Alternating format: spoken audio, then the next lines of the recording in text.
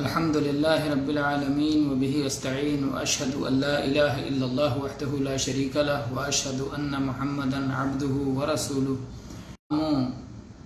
اور صفات کی توحید میں اہل سنت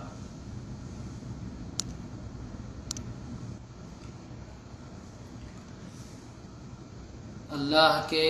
ناموں اور صفات کی توحید میں اہل سنت و جماعت کا طریقہ کار کیا ہے، ہم اسے مختصر طور پر 3 عنوان سے بیان کر سکتے ہیں. پہلا عنوان اللہ کے ناموں اور صفات کے اس بات کے لیے ان کا طریقہ کار کیا ہے، اور دوسرا عنوان اللہ کے ناموں اور صفات کی نفی کے لیے ان کا طریقہ کار کیا ہے، اور تیسرا جس نام یا صفت کی نہ ہی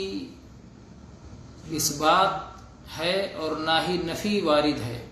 شرعی نصوص میں، جس کا نہ ثبوت آیا ہے اور جس کی نہ نفی آئی ہے، اور جس سلسلے میں لوگوں کے درمیان تنازع ہے، اختلاف ہے، وہاں اہل سنت و جماعت کا طریقہ کار کیا ہے. تو یہ 3 باتیں اگر ہم سمجھ لیں تو اللہ کے اسماء و صفات سے متعلق اہل سنت و جماعت کے طریقہ کار کو ہم اچھی طرح سمجھ سکتے ہیں. آج ہم صرف اس بات سے متعلق گفتگو کریں گے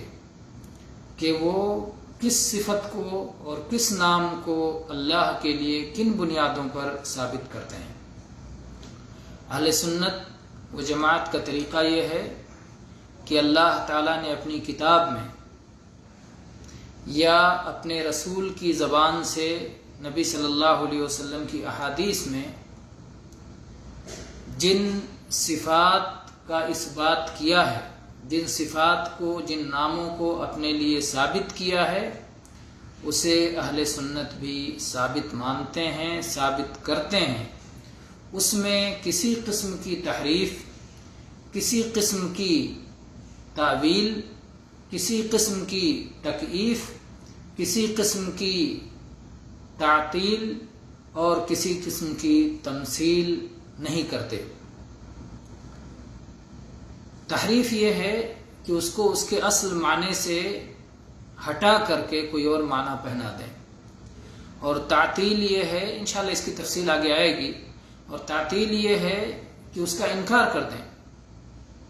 اور تکییف یہ ہے کہ اس کی کیفیت بیان کریں کہ کیسے ہے یہ صفت،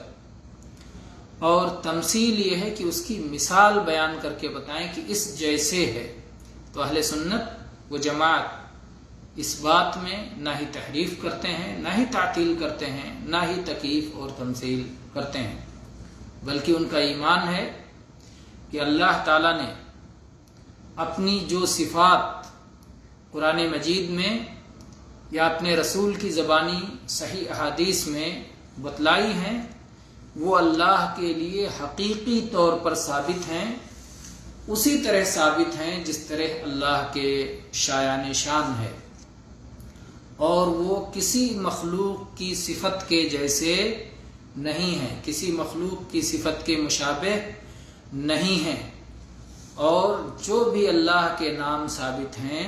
شرعی نصوص میں، اس پر بھی اہل سنت و جماعت ایمان رکھتے ہیں، اور اس بات پر بھی ایمان رکھتے ہیں کہ ہر نام اپنے اندر ایک صفت رکھتا ہے، اور وہ صفت بھی اللہ کے لیے ثابت ہے. جیسے اللہ کا نام ہے عزیز، تو اس میں عزت والا، غلبے والا، تو غلبہ اور عزت کی جو صفت اس نام میں موجود ہے وہ اللہ کے لیے ثابت ہے. ایسے ہی اللہ کا نام ہے القوی، تو اس کے اندر جو قوت کی صفت ہے وہ اللہ کے لیے ثابت ہے. ایسے ہی الرحمن اور الرحیم میں جو رحمت کی صفت ہے وہ اللہ کے لیے ثابت ہے. تو اللہ تعالیٰ کے لیے جو بھی صفت کمال ہیں اور ان کا ثبوت کتاب و سنت میں موجود جو بھی صفت کمال آیا ہے